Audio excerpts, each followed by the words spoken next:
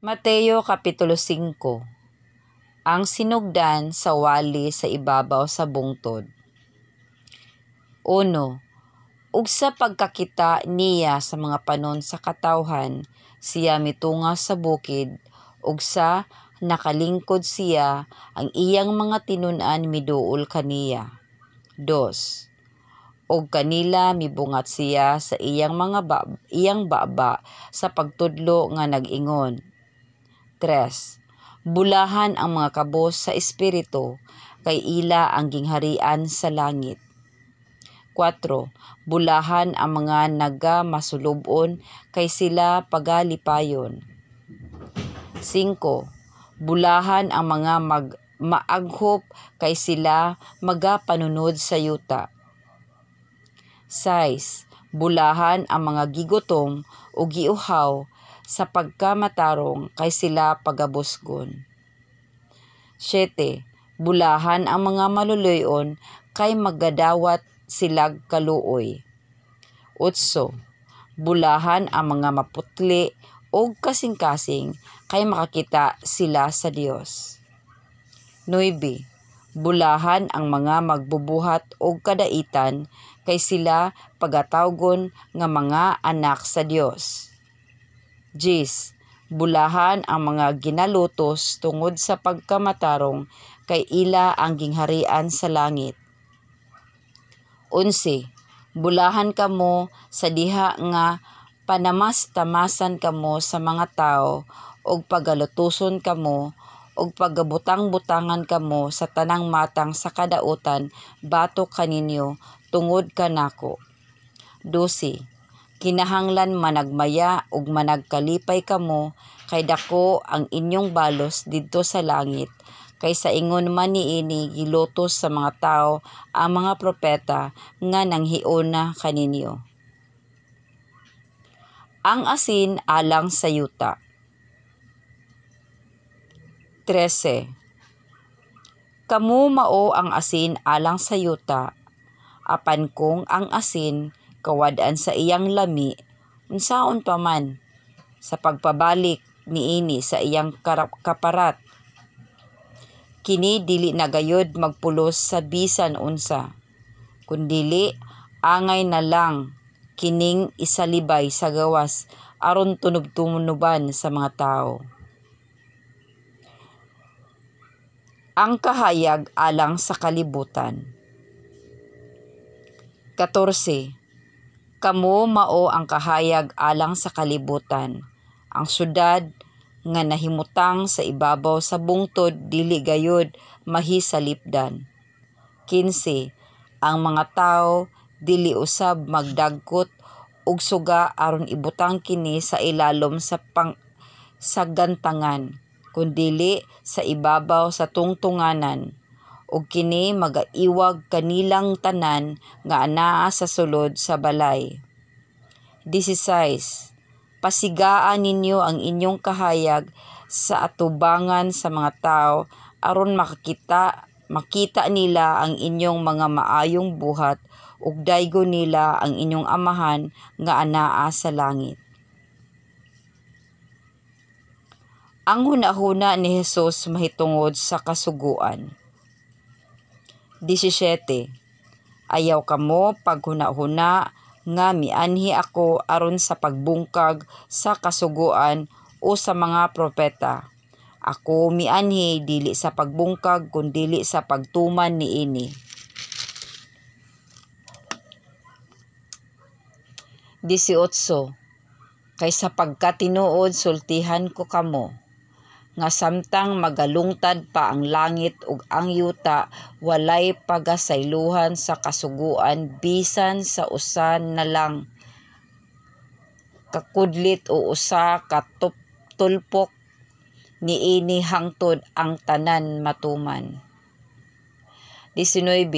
Tungod niini, bisan kinsa nga magapahuyang sa usa sa mga labing jutay niini mga sugo ug magapanudlo sa mga tao sa pagbuhat sa ingon, kini siya pagaisipon nga iwit didto sa gingharian sa langit, apan bisan kinsa nga magatuman og magapanudlo niini kini siya pagaisipon nga dako didto sa gingharian sa langit. 20. Kaisultihan ko kamo nga kun ang inyong pagkamatarong dili gani mulabaw sa ila sa mga eskreba o sa mga Parisiyo, dili gayud kamo makasulod sa gingharian sa langit. Ang hunahuna ni Jesus mahitungod sa kasuko.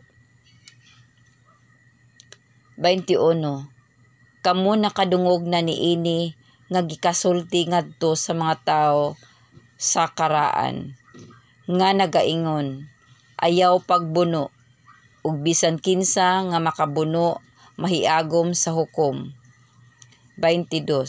Apan sultihan ko kamo nga bisan kinsa nga masuko batok sa iyang igsuon mahiagom na sa kahukmanan. Ug bisan kinsa nga moingon sa iyang igsuon kuanggol ka mahiagom sa Sanhedrin.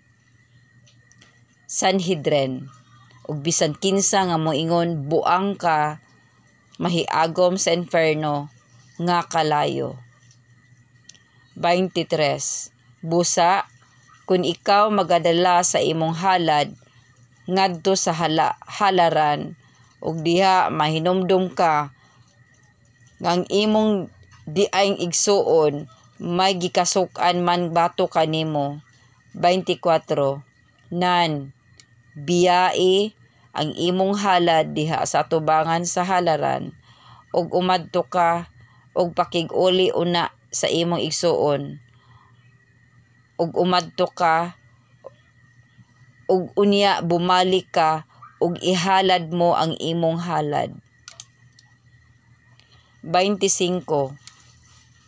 Pakighigala dayon sa imong magsusumbong samtang nagakuyog pa kamo sa dalan padulong sa hukmanan. Kay tingali unya hinuon itugyan ikaw sa imong magsusumbong ngadto sa maghuhukom. Og ang maghuhukom magatugyan kanimo ngadto sa bantay og ibanlod ikaw sa bilangguan. 26. Sapagkat tinuod magaingon ako kanimo nga dili ka na gayud unya makaguwa gikan didto hangtod kabayran mo na ang katapusang sintabo.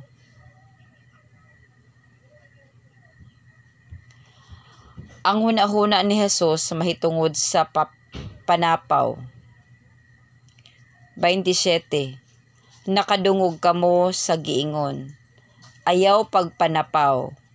28.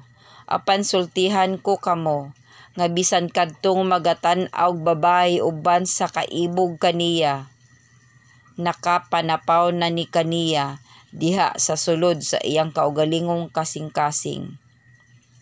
29. Busa kun ang imong tuo nga mata mao ang makaingon kanimo sa imong pagpakasala, lugita og isalibay kini. Kay maayo pa alang kanimo nga mawad-an kag usa ka bahin sa imong lawas kaysa ibanlod ang tibuok mong lawas ngadto sa inferno. 30. Ug kun ang imong tuo nga kamot mao ang makaingon kanimo sa imong pagpakasala, putla og isalibay kini. Kay maayo pa alang kanimo nga mawad-an kag usa ka bahin sa imong lawas kay iadto ang tibuok mong lawas ngadto sa imperno.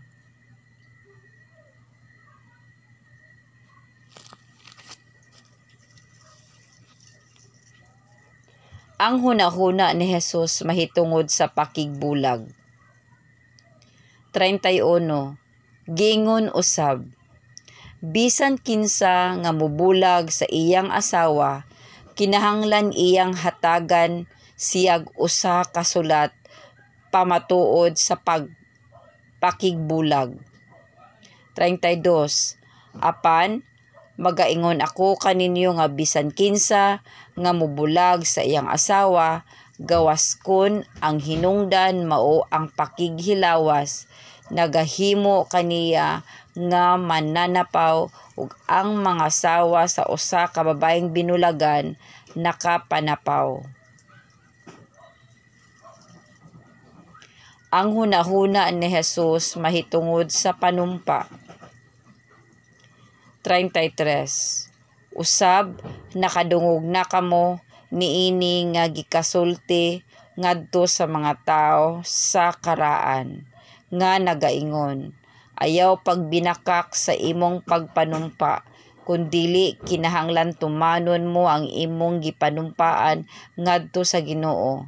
34. Apan magaingon ako kaninyo, ayaw gayud kamo pagpanumpa, bisan pa kun tungod sa langit, kay kini mao ang trono sa Dios. 35.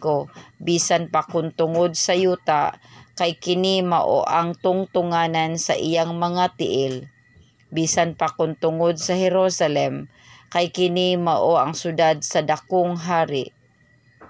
36. Ug ayaw pagpanumpa tungod sa imong ulo, kay ikaw dili arang makapaputli ni makapaitom sa bisan usa na lang kalugas nga buhok niini. 37. Apan ang inyong sulti himoa lamang nga oo o dili, kay bisan unsa nga kapin na niini nagagikan sa dautan. Ang paghigugma alang sa mga kaaway. 38. Kamo nakadungog na nga giingon, mata tungod sa mata ug ngipon tungod sa ngipon. 32. Apan magaingon ako kaninyo, ayaw ninyo pagsukli ang taong dautan. Hinunua kun may magsugpa kanimo, musagpa kanimo sa tuo mong aping, itahan mo kaniya ang pikas usab. 40. Ug kun may makigburoka kanimo ug muilog sa imong kamisola, ihatag pa usab kaniya ang imong kupo. 41. Ug kun may mupugos kanimo sa pagpauban kaniyag usa ka milya, uban ni siyag duha ka milya. 42.